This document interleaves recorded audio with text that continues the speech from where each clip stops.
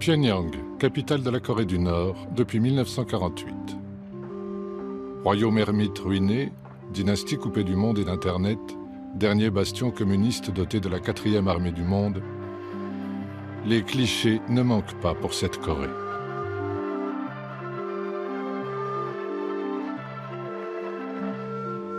Mais que savons-nous vraiment de ce pays? Sinon qu'en fait, il y a deux Corées.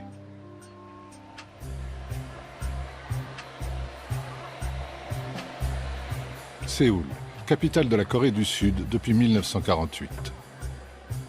Société civile bouillonnante, capitalisme triomphant, 13e économie mondiale, pays où les enfants ont des téléphones Samsung et des casquettes de baseball. Encore des stéréotypes. Comment raconter l'histoire de la Corée quand il y en a deux? Deux histoires, deux pays aux noms différents, deux États aux drapeaux incompatibles, aux sociétés opposées, séparés par 60 ans de confrontation.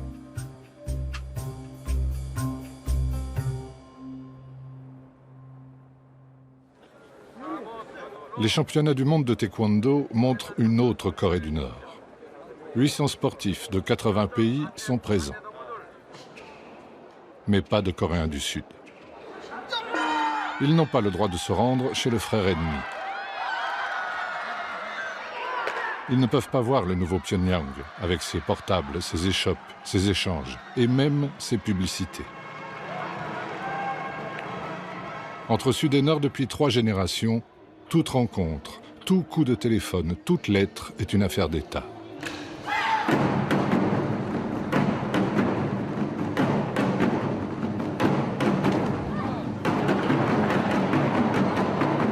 Au Sud aussi, le taekwondo est le sport national, comme le foot au Brésil. Les athlètes viennent du monde entier, mais pas de Corée du Nord. 45 millions de Coréens au Sud, 25 millions au Nord. Que partagent-ils encore? Des berceuses, des jeux, des rêves? Oui, ils partagent une chose. Chacun vit dans un demi-pays. Tous ont la division en tête.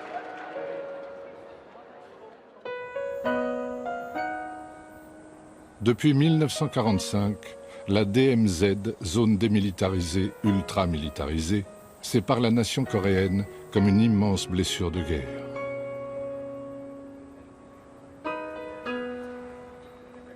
Pour comprendre comment on en est arrivé là, des Coréens du Sud et du Nord ont accepté de raconter ensemble leur histoire. Ils le font pour la première fois dans ce film. À cause de la DMZ, la plupart n'ont jamais pu se rencontrer.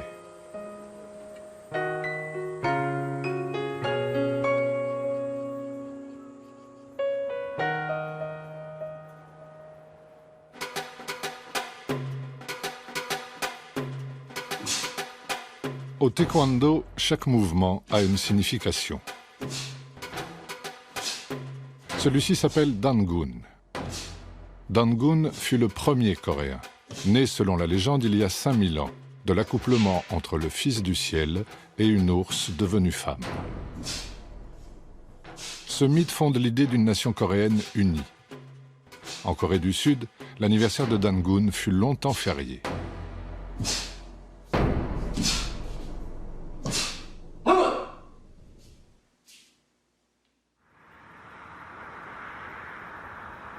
Corée du Nord, plaine de Pyongyang. La tombe de Dangun serait ici. Elle a été transformée en mausolée que l'État nord-coréen entretient méticuleusement.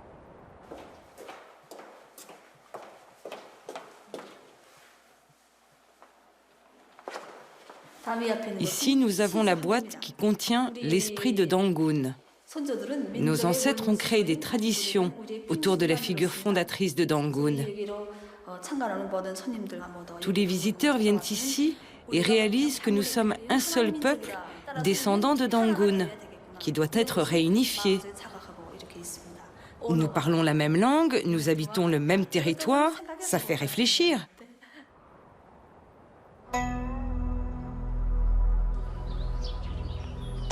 À Séoul, capitale de l'autre Corée, il n'existe plus qu'un seul temple de Dangun. Les autres ont été emportés par la modernisation et les églises protestantes, très en vogue en Corée du Sud. C'est à la fin du XIXe siècle que Dangun devient vraiment le symbole de l'identité nationale. À l'époque, la Corée encore unie est confrontée à l'incursion massive de puissances impérialistes, américaines, russes, chinoises, européennes et japonaises.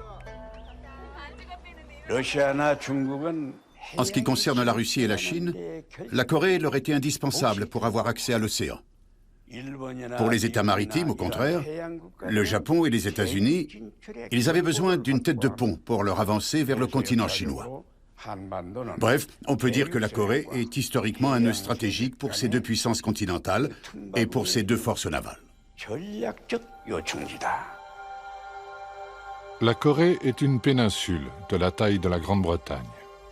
Le nord, séparé de la Chine et de la Russie par les fleuves Yalu et Tyumen, est très montagneux. Le sud sert de grenier à riz.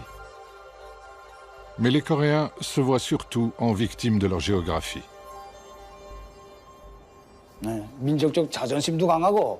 Oui, notre nation a un sens aigu de la dignité nationale et de la fierté. Nos ancêtres étaient courageux dans les batailles contre les agresseurs étrangers. Ils étaient patriotes, courtois et sages. Mais ce qui est très important en particulier, c'est leur unicité. Bien que nous ayons été envahis de nombreuses fois par les agresseurs étrangers, notre nation est toujours restée vierge de toute influence étrangère pendant très longtemps. Face aux pressions étrangères, le pays se referme, ce qui lui vaut son surnom, toujours appliqué à la Corée du Nord, de royaume ermite. Pas de commerce, pas de missionnaires, pas d'occidentaux, pas de traités inégaux. En 1905, le Japon l'emporte sur la Russie. En 1910, il transforme le pays en colonie. L'Amérique laisse faire, se contentant des Philippines en contrepartie. Les Japonais portent les mêmes vêtements, ont les mêmes bateaux et les mêmes armes que les Occidentaux. Ils vont ouvrir cette contrée si reculée. Train direct de Busan à Paris, tout à l'égout, gaz de ville, tramway, téléphone. L'État japonais développe l'industrie, surtout dans le nord du pays. Des centaines de milliers de Coréens partent se former et travailler au Japon. La colonisation est brutale. Ceux qui résistent sont durement réprimés.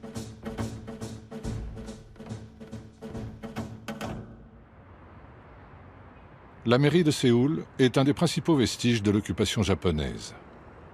À l'époque, Séoul est la plus grande ville du pays. Pyongyang est la seconde.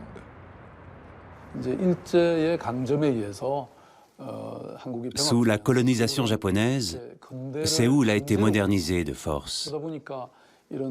Cela n'a pas été naturel, cela n'a pas été une transition souple, ça a été imposé. Séoul n'a pas été capable d'avoir une croissance équilibrée, ce qui est très regrettable.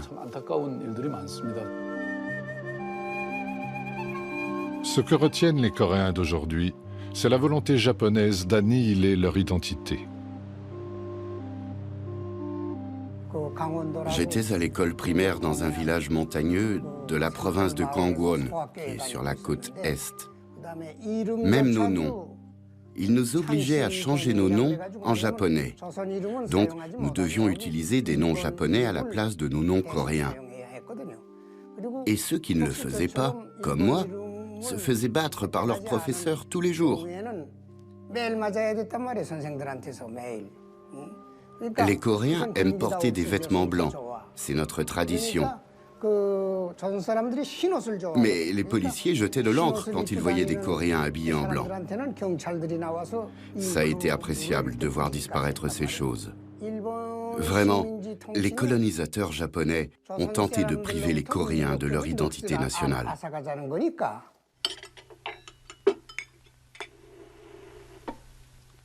La colonisation provoque la division entre Coréens. Le Japon colonial s'appuie sur les grands propriétaires terriens. En réaction, d'autres se rebellent. Comme le montre cette toute première fiction nord-coréenne de l'après-guerre. C'est un terreau révolutionnaire. 저희들은 개만도 못한 것들이야. 개도 사흘을 치면 주인을 알아본다는데 내 새끼들이 건방지게 마음은 살아가지고 치기라.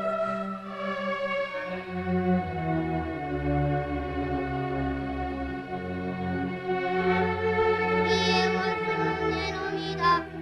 지주도 우리의 원수이다. 우리나라에 놈과 지주놈이 있으면 우리는 D'un côté, voilà donc des Coréens recrutés de gré ou de force dans la police et l'armée japonaise. De l'autre, des Coréens maquisards qui les combattent à la frontière entre la Corée et la Chine.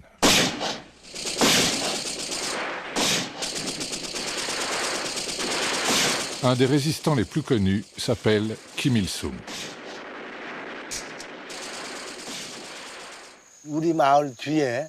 Assis par terre, j'écoutais des histoires racontées par les adultes aux enfants, parlant des résistants anti-japonais cachés dans les montagnes près de notre village.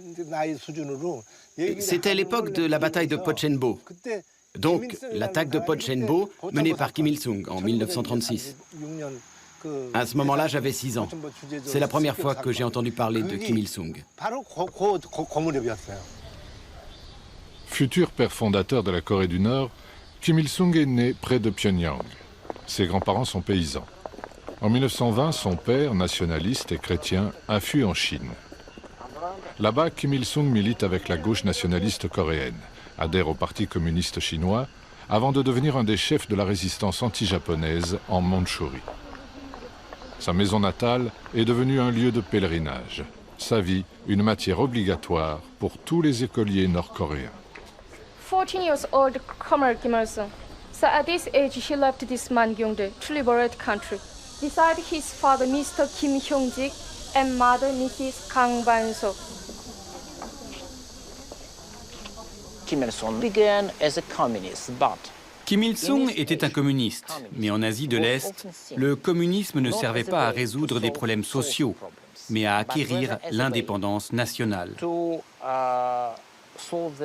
Il s'agit de mettre fin à la dépendance vis-à-vis de l'étranger et de créer un État puissant. Le communisme est-asiatique et le communisme coréen en particulier sont très nationalistes. This Mangyongdae not only native house, Comrade Kim Il-sung. It is our people's house. It is homeland of our revolution.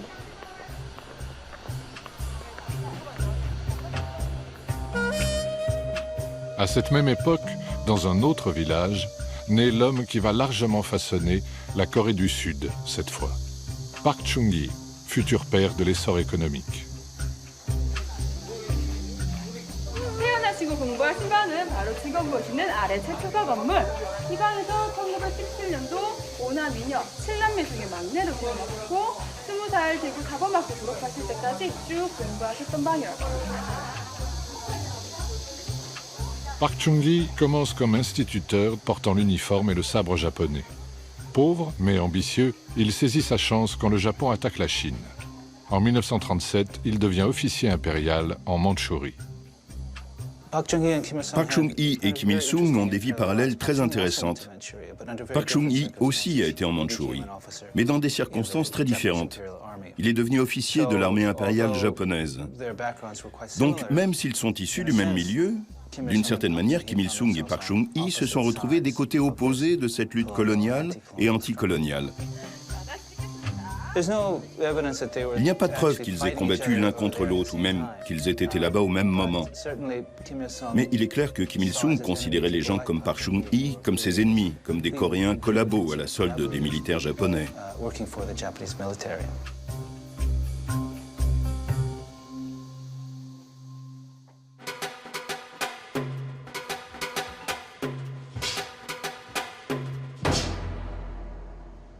Ce mouvement s'appelle Sam-il. Il célèbre le début de la sanglante lutte des Coréens pour leur indépendance.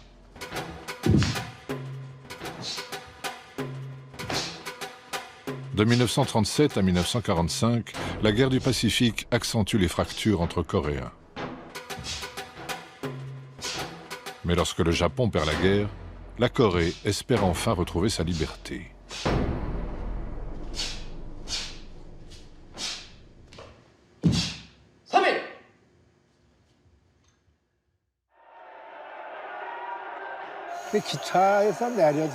Quand je suis descendu du train, place de la gare, un monsieur a sorti quelque chose de sous sa veste et a crié « Vive l'indépendance de la Corée !» Quand je l'ai vu plus attentivement, j'ai vu que c'était le drapeau coréen. C'était la première fois que je voyais le drapeau coréen.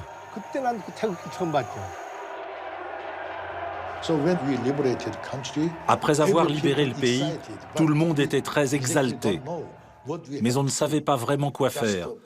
Juste crier « Hurrah! Vive la Corée indépendante !» Et après ça, l'histoire s'est faite. La misérable histoire de la Corée. En 1943, à la conférence du Caire, puis en 1945 à Yalta, les Alliés se sont entendus sur une indépendance coréenne en temps voulu. En attendant, la Corée sera mise sous tutelle américaine et soviétique. Suite à l'effondrement japonais, les troupes soviétiques arrivent par le nord. Comme convenu, ils laissent les Américains occuper la moitié sud du pays. 2 diplomates américains dessinent à la va-vite une ligne de démarcation nord-sud, le long du 38e parallèle, afin de récupérer Séoul en zone américaine. L'Allemagne a été divisée car c'est elle qui a commencé une guerre agressive. Et elle l'a perdue. Nous, notre division nous a été imposée par des puissances étrangères. Nous n'y étions pour rien.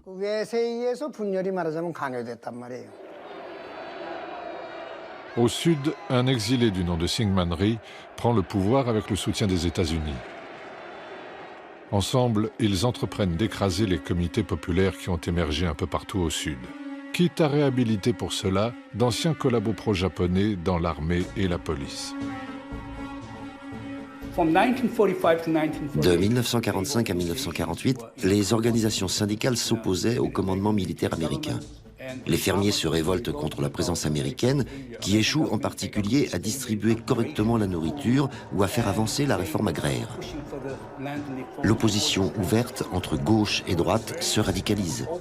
La tension est très forte et finalement le commandement militaire américain a pris fait et cause pour la droite. La répression fera des dizaines de milliers de victimes.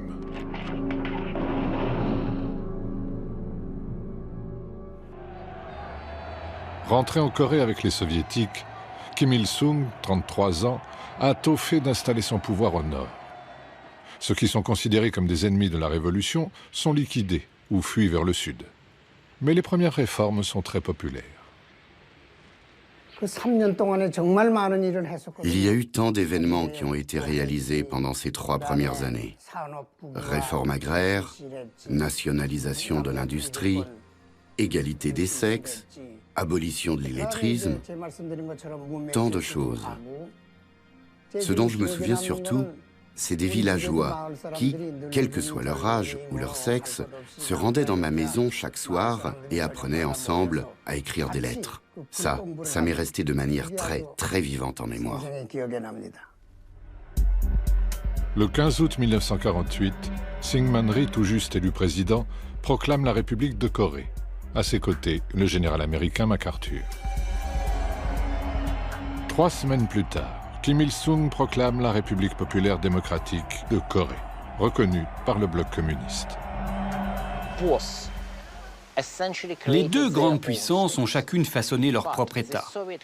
Mais le contrôle soviétique sur le nord était significativement plus strict que le contrôle américain sur le sud. Maintenant que les archives ont été déclassifiées, nous savons que la plupart des déclarations des hommes politiques nord-coréens devaient être préapprouvées par l'ambassade ou le gouvernement soviétique. La constitution nord-coréenne a été corrigée par Staline lui-même.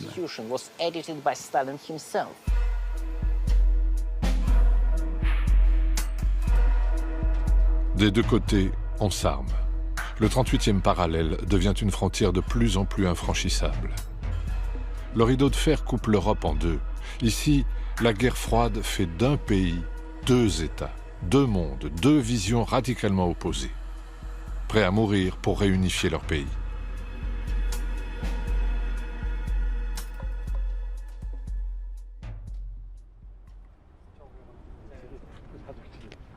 La guerre de Corée a commencé le 25 juin 1950.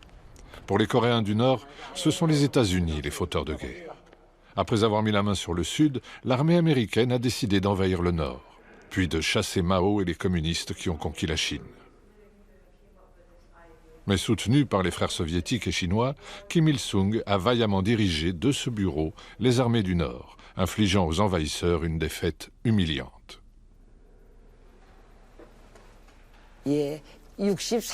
J'ai servi dans l'armée pendant 63 ans. J'ai 84 ans. La guerre de Corée a été causée par les impérialistes américains. Mais notre peuple s'est battu pour la réunification. Au début, nous sommes partis jusqu'au sud pour la libération, pour que toute la Corée puisse vivre sous un même toit, comme une famille.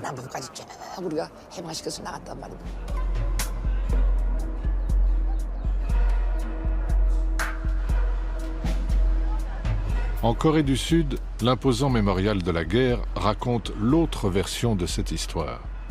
Le 25 juin 1950, après avoir finalement obtenu la permission de Staline et de Mao, Kim Il-sung attaque le Sud pour imposer une réunification par les armes sous un régime communiste.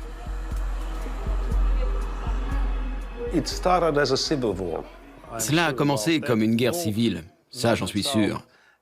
Tant le Nord que le Sud s'étaient préparés à la guerre. Mais il s'est trouvé que le Nord était mieux préparé, et il a attaqué en premier, pour prendre le pouvoir et unifier le pays.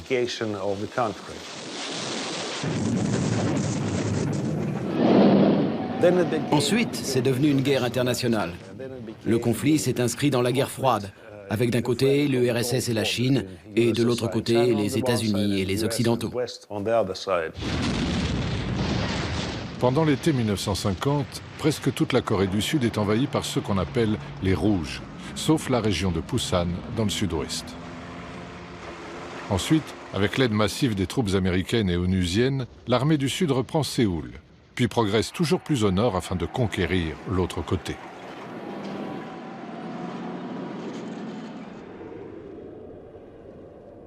Décembre 1950. Les premiers GIs arrivent à la frontière entre la Corée du Nord et la Chine.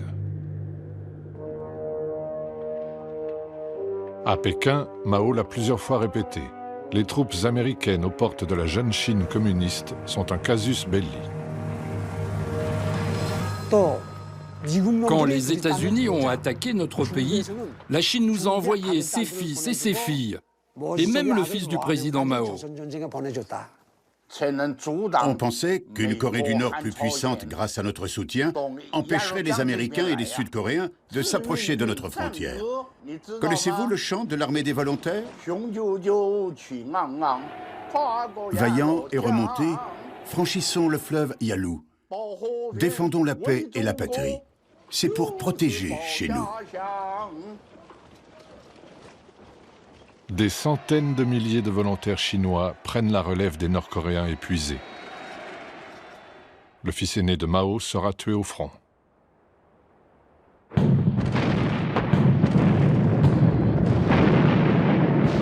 Le reflux américain tourne à la catastrophe.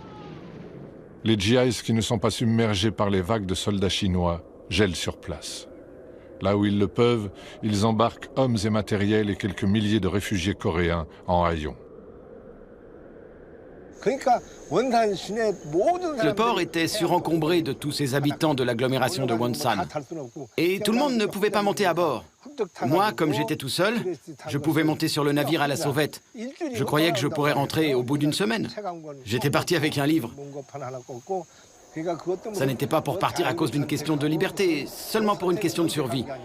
Il y avait des rumeurs comme quoi, si on restait, on serait bientôt mort, ou qu'une bombe atomique allait nous tomber dessus. Car c'est dans ce chaos que l'arme nucléaire apparaît pour la première fois en Corée.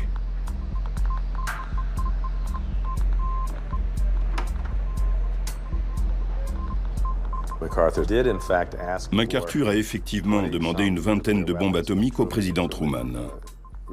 Truman lui a refusé. C'est une des raisons qui mènera plus tard au renvoi de MacArthur en avril 1951. Pour MacArthur, ces 26 bombes atomiques devaient vitrifier la frontière sino-coréenne. Cela bloquerait les renforts de Pékin et couperait la Chine communiste du reste du monde. Des plans détaillés sont élaborés. Des bombardiers effectuent des arcs d'approche. Ils lâchent même des leurres au-dessus du nord pour tester leurs impacts. J'imagine ce que c'était que d'observer depuis les bunkers nord-coréens ces bombardiers B-29 arrivés du Japon, sans savoir s'ils allaient lancer une vraie bombe atomique ou une fausse. Pour éviter une troisième guerre mondiale, l'option nucléaire est abandonnée. À l'été 1951, le front se stabilise plus ou moins à son point de départ. La guerre devient une guerre de tranchées. Pour faire plier la Chine et la Corée, le bombardement systématique du Nord commence. L'US Air Force a répertorié les destructions par bombardement. Les chiffres sont clairs. En moyenne, elles étaient plus importantes en Corée du Nord qu'au Japon et en Allemagne pendant la Seconde Guerre mondiale. Les Coréens du Nord ont perdu très tôt le contrôle du ciel. Alors ils ont commencé à s'enterrer. On trouvait sous terre des industries, des écoles, des usines et même des pistes de décollage. À Pyongyang, il n'y avait plus rien. C'était des ruines. Il n'y avait plus une seule maison debout. Tout le monde vivait à moitié sous terre. C'est là que les élèves allaient à l'école. Et c'est là que le peuple coréen s'est mis à reconstruire. Des brigades reconstruisaient les voies ferrées, mais aussi les routes. Les Coréens n'étaient pas morts, mais bien vivants.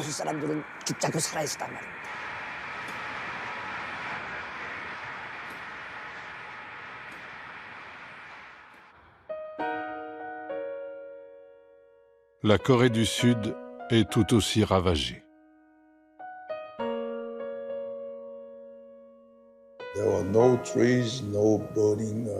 À la fin, il n'y avait plus d'arbres, plus de buildings, plus de rationnement, rien. On ne pouvait rien faire parce que tout était détruit et les gens étaient ignorants, pas éduqués. Et au printemps, chaque année, il n'y avait plus rien à manger. C'était une époque très difficile. Personne n'arrive à imaginer ça aujourd'hui. En 1953, Staline meurt. Les taux de la guerre froide se desserrent. Coréens du Nord, Chinois et, au nom de la Corée du Sud et de l'ONU, les Américains, signent un armistice, mais pas de traité de paix. Juridiquement, la guerre n'est toujours pas finie. La guerre de Corée a fait entre 3 et 4 millions de morts. Elle fut l'une des plus sanglantes de l'histoire avec ses atrocités des deux côtés, ses exécutions publiques, ses charniers et ses millions de réfugiés.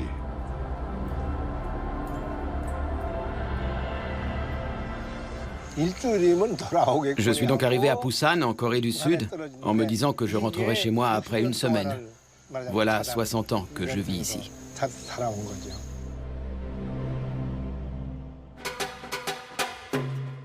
Ce mouvement s'appelle Juche. Idéologie politique de la Corée du Nord, le Juche affirme que les Coréens sont maîtres d'eux-mêmes et de leur destin. La nation s'incarne naturellement dans le leader suprême. Ce mélange d'autosuffisance et d'autodéfense, très différent du marxisme orthodoxe, résonne fortement chez les Coréens. Au Sud, le Juche est strictement interdit, mais ses dirigeants cherchent eux aussi une voie nationale autonome.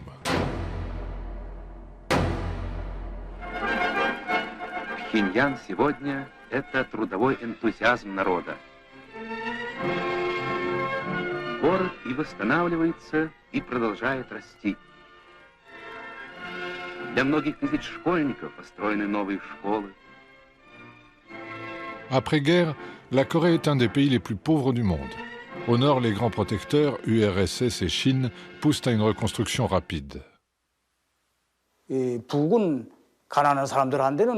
Le Nord était un paradis pour les pauvres. C'était un monde fait pour le peuple. Et le Sud était celui des propriétaires terriens et des capitalistes.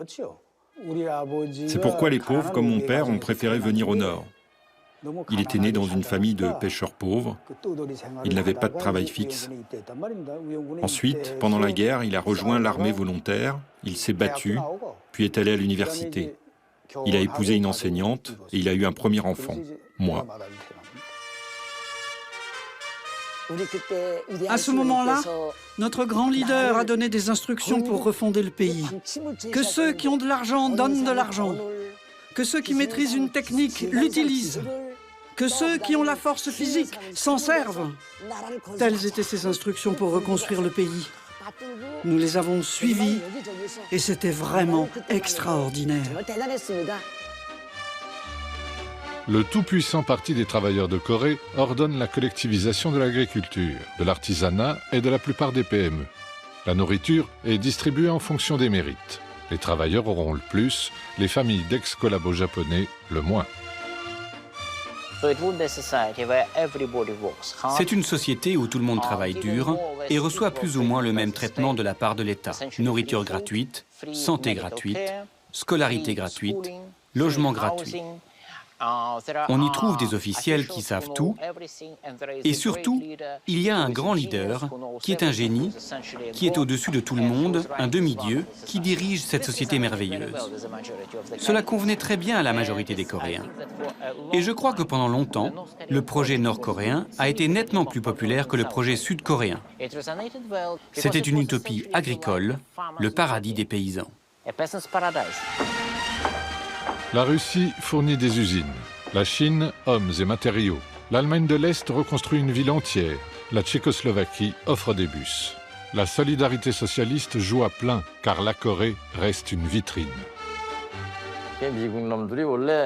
Les États-Unis avaient dit que nous ne serions pas capables de reconstruire notre pays avant 100 ans.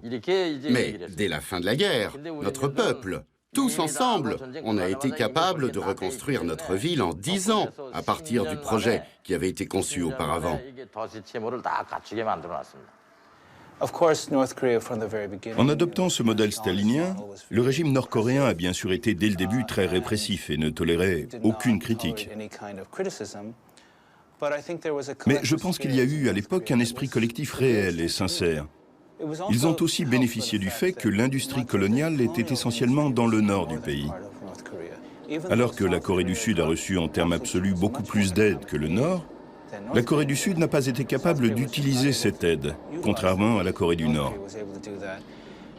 Et à la fin des années 1950, il y avait une sorte de miracle économique. Il est probable que la Corée du Nord avait le plus haut taux de croissance industrielle au monde. Seoul today has regained much of its former stature among the national capitals of the world. Where snipers once hid, the housewives of Seoul calmly do their shopping. Yet the task of reviving Korea completely, or even of Seoul alone, is still far short of completion. More than 1 million homeless people remain. Nearly 100,000 orphans must be cared for.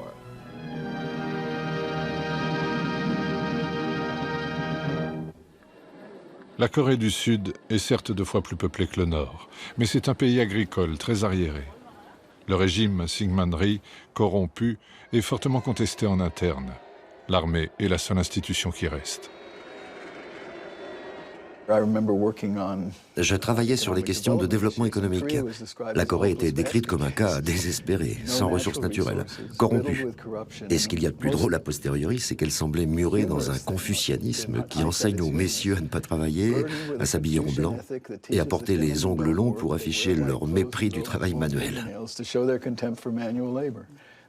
Voilà la perception de la Corée d'il y a 50 ans. Cela a pris du temps avant que quiconque ne devienne optimiste sur l'avenir de ce pays.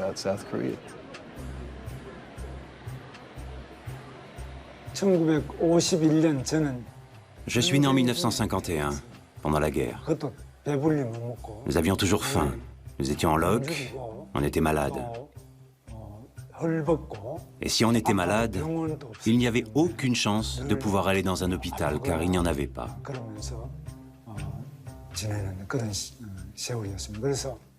Il faisait aussi très froid. Mon rêve, c'était d'avoir au moins une paire de chaussettes, le jour de l'an, en hiver, quand il fait encore très froid. Heureusement, aujourd'hui, j'ai beaucoup de chaussettes. Déjà dévastée par la guerre, Séoul est envahie par des paysans fuyant la misère rurale. Les bidonvilles sont légion. Les grands ensembles poussent partout, symbole de ce nouveau modèle urbain à l'occidental. De fait, si l'occidentalisation du Japon est venue d'Angleterre et d'Europe, il y a 100 ans, en Corée, elle est arrivée un tout petit peu pendant la colonisation japonaise, mais surtout par l'armée américaine. C'est ce que nous appelions la culture GI.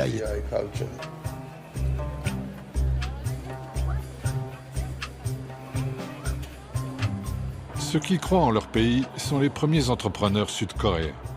Hyundai, qui signifie moderne, commence sa fortune en approvisionnant l'armée américaine. L'État passe des commandes de reconstruction. La main-d'œuvre venue des campagnes est prête à travailler 7 jours sur 7 tant qu'elle est nourrie.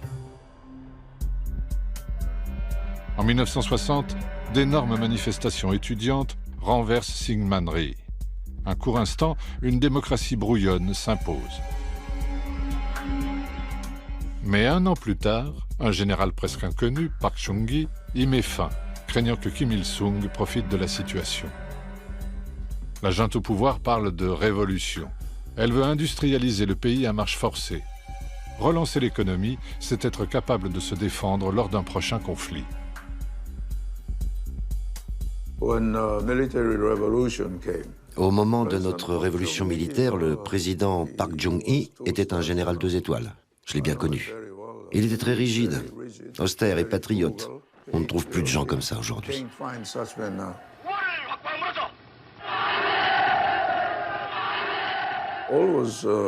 Tout l'enjeu, c'était la compétition avec la Corée du Nord. Nous avions 600 000 hommes sous les drapeaux, et à cette époque, il y avait encore beaucoup de divisions américaines dans notre pays. Il y avait aussi beaucoup d'aides militaires. Il fallait défendre notre pays car on ne savait jamais. Nous avions toujours à l'esprit la Corée du Nord. Park se compare à Bismarck, Napoléon ou Atatürk. Il commence par rassurer Washington, inquiet que son frère ait jadis été un insurgé communiste. Il envoie des milliers de mineurs et d'infirmières en Allemagne qui rapportent des devises au pays. Il lance un plan quinquennal, des industries lourdes, des exportations en tout genre. Hyundai, Samsung ou Daewoo, ces grands groupes multifonctions, sont aidés à condition de suivre les exigences de l'État. Nous avions besoin d'investissements pour développer notre pays. Ce que Park Chung-hee a fait, c'est de normaliser les relations avec le Japon, ce qui lui a permis de recevoir 300 millions de dollars de réparation de guerre et 200 millions de prêts. Et ça, il s'en est servi pour financer des projets, comme la construction d'autoroutes pour Hyundai, des bateaux pour Hyundai. Ainsi, ils ont pu commencer avec de l'aide. À partir de 1965, Park envoie 2 de ses meilleures divisions soutenir l'Amérique au Vietnam. Leurs salaires servent à l'État pour ses projets de développement. Cela permet aussi de garantir le soutien de Washington le long de la DMZ.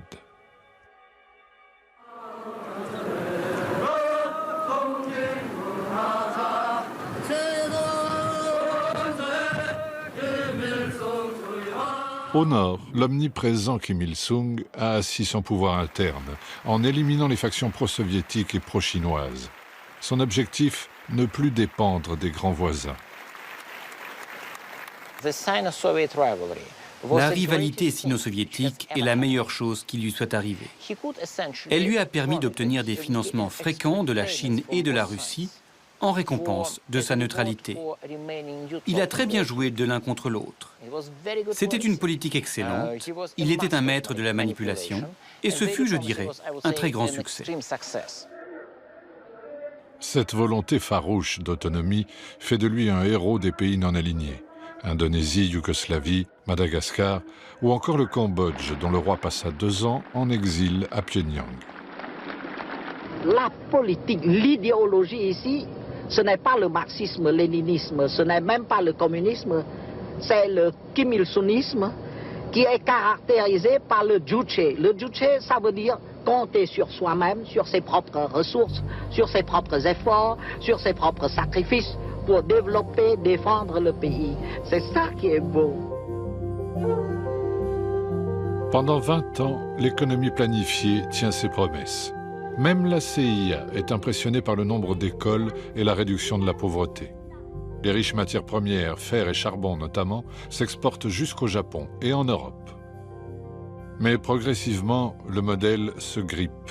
Officiellement, l'embargo américain est coupable de tous les problèmes. Mais dépenses improductives et déboisement des campagnes qui provoquent l'érosion des terres marquent aussi les limites de ce système monolithique et ultra centralisé.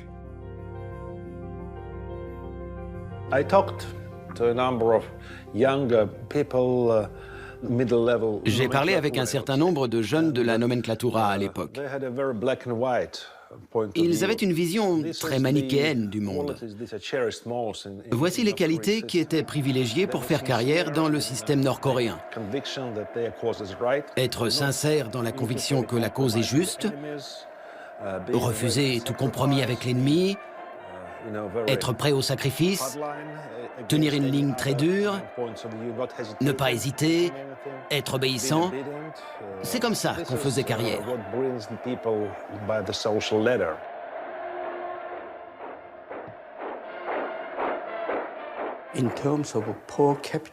En termes de revenus par tête, la Corée du Nord a été plus riche que la Corée du Sud jusqu'en 1975.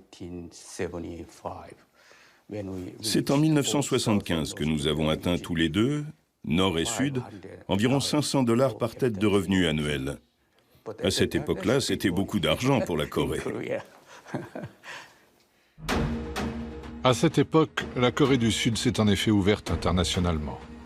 Suite au premier choc pétrolier, les grands groupes se lancent dans l'exportation massive d'acier, de bateaux, de voitures, mais aussi de main-d'œuvre docile et bien formée. Hyundai envoie 160 000 travailleurs au Proche-Orient, ces chantiers lui rapportant jusqu'à 10 milliards de dollars par an. La croissance explose. Cela va devenir le modèle coréen, du Sud cette fois.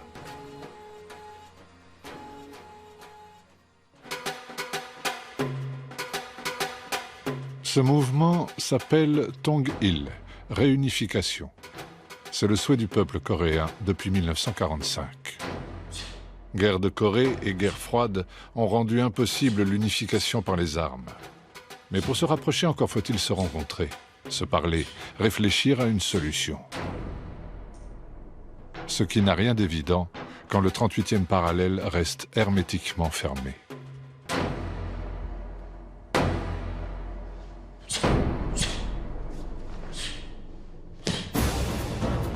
De 1953 à la fin des années 60, le conflit en Corée menace de reprendre à tout moment.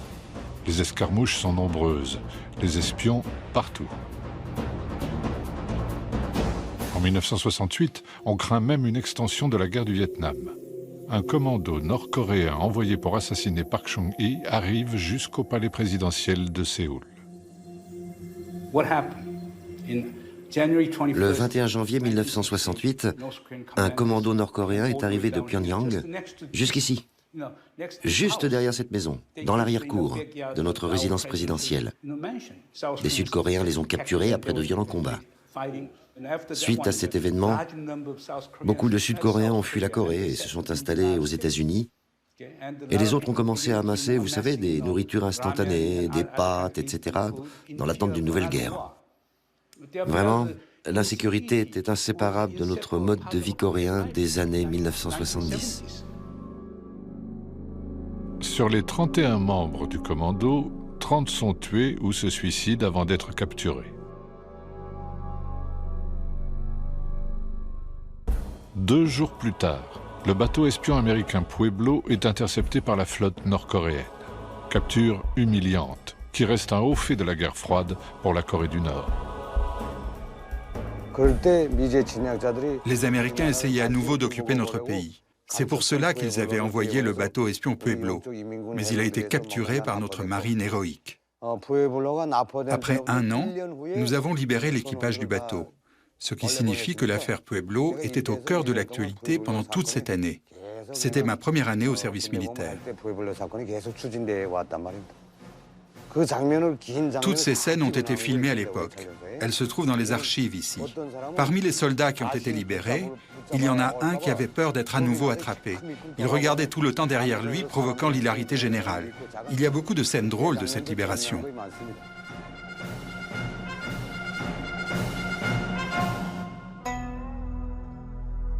En 1971, le monde change. Après les crises de Cuba et de Prague, l'heure est au dégel.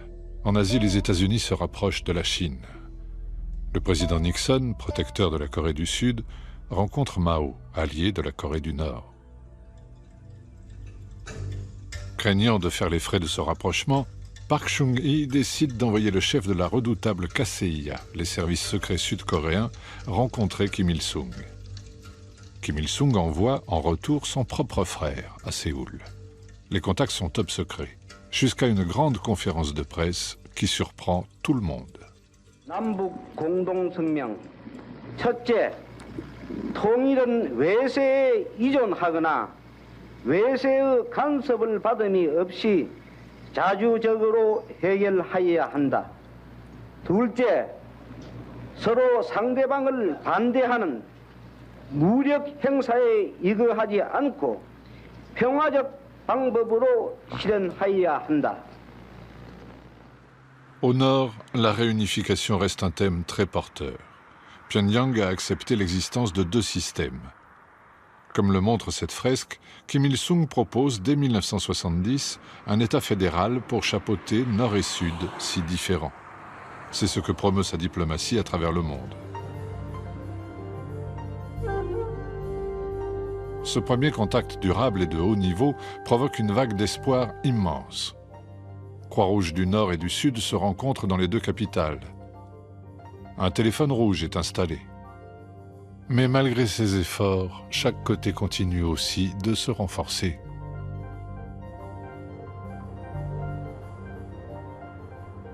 En 1973, la CIA nomme un nouveau chef de station à Séoul. Son contact local était le bras droit de Park Chung-hee, Lee Woo-rak lui-même. Je l'ai appelé. Alors, comment c'était d'être en face de votre ennemi de toujours? Et il m'a dit, c'est un homme très fort. C'est un sacré bonhomme. Il est le seul à décider. Il était très positif. Lee Woo-rak voyait les contrôles que Kim Il-sung exerçait sur son peuple comme quelque chose de positif. Il est revenu voir Park Chung-hee et lui a dit, si nous voulons discuter avec eux d'égal à égal, nous devons nous aussi imposer des contrôles comme ça chez nous. Lee Woo-rak a rapporté de sa rencontre avec Kim Il-sung le pire des messages. Dans la foulée, Park Chung-hee promulgue en effet une nouvelle constitution taillée sur mesure, se déclare président à vie et renforce la répression. Dans ces années-là, 1970-1971, j'ai été arrêté par la police. J'ai été emprisonné dans la maison de détention. En ce qui me concerne, j'ai connu toutes les salles de torture qui existaient. Celle de l'armée, celle des services secrets, la KCIA, celle de la police, et même une salle secrète de torture. La cible la plus célèbre du régime est Kim Dae-jung. Cet opposant de gauche, très populaire, a failli remporter les précédentes élections contre Park Chung-hee. Kim Dae-jung survivra à plusieurs tentatives d'assassinat et deviendra un grand homme d'État. Mais la réalité violente de la péninsule a tôt fait d'emporter les rêves d'un rapprochement rapide. En 1974, lors d'un discours de Park, un homme a tenté de tuer le président. Son garde du corps réplique. Madame Park est tuée par une balle perdue. Le Sud accuse le Nord d'être derrière le meurtre. La peur est de retour.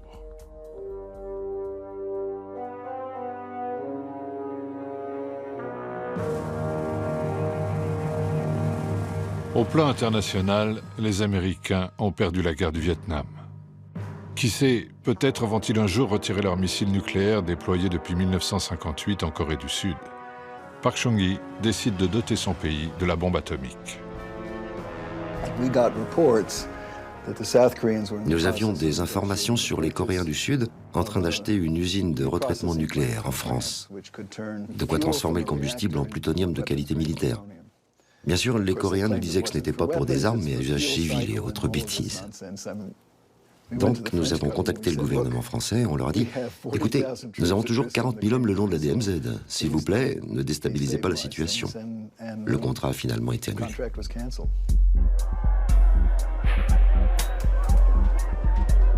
Puis, c'est au tour de Park Chung-hee d'être assassiné, par son propre chef des services secrets.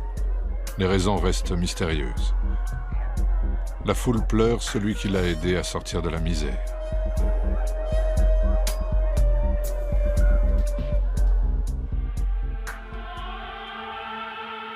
Pour assurer la continuité du pouvoir, Kim Il-sung a commencé à former Kim Jong-il, son fils aîné, pour lui succéder un jour. Ce système dynastique choque les alliés communistes, mais paraît normal dans le système du Juche. En 1985, les toutes premières réunions de familles séparées depuis la guerre de Corée marquent une petite avancée. Le Nord livre aussi du riz après des inondations au Sud, ce qui n'empêche pas des attentats épisodiques, mais très violents contre le gouvernement militaire de Séoul. Globalement, le Nord paraît stable. C'est le reste du monde qui change. Après avoir rencontré Gorbatchev la première fois, je crois que c'était en octobre 1986, Kim Il-sung est rentré chez lui avec la conviction que tout cela n'allait pas bien se terminer. Il se sentait seul. Il était assez expérimenté pour comprendre que personne n'allait le défendre une fois que le système socialiste allait changer.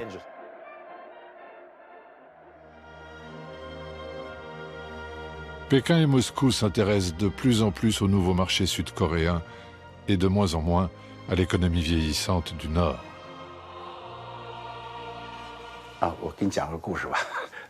Je vais vous raconter une histoire vraie. Mao avait offert des chasseurs MiG-25 à la Corée du Nord. Après un certain temps, il fallait faire une révision générale de ces avions. Mais à cette époque, la Chine s'était déjà convertie à l'économie libérale. L'usine chinoise leur dit donc « Nous pouvons le faire, mais qui va nous payer ?» La Corée du Nord répond « Les avions ont été offerts, la révision est-elle payante? Sommes-nous encore des frères ?» Un rapport est fait à l'attention de Deng et devinez ce que Deng répond. Maintenant, nous sommes aussi des marchands d'armes. Nous devons faire du business. Les Nord-Coréens se sont vraiment mis en colère.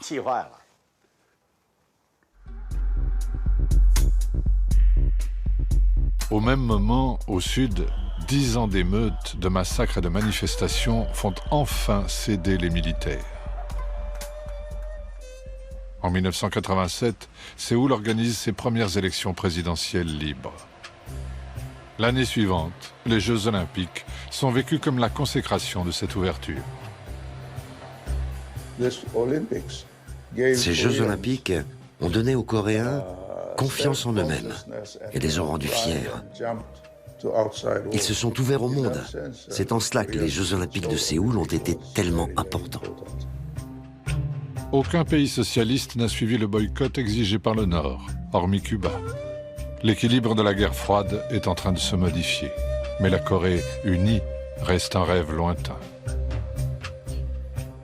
Ailleurs dans le monde, même en Europe, la guerre froide s'est terminée à ce moment-là. Mais dans la péninsule coréenne, elle continue toujours.